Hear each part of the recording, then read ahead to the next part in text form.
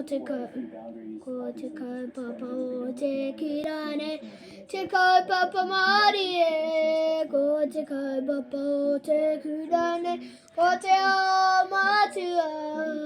Ko mātou ere anau e whai, e a kona ki te kura kaupapa, hei oranga mō te reo, rangatira.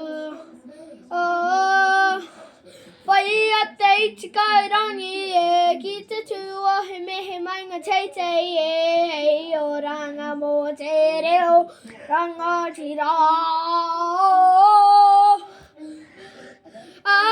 Koe e tino, e ti mapihi panamu, kia mā kaumaha ki, kia ngā kaumaha ki, tātou katoa.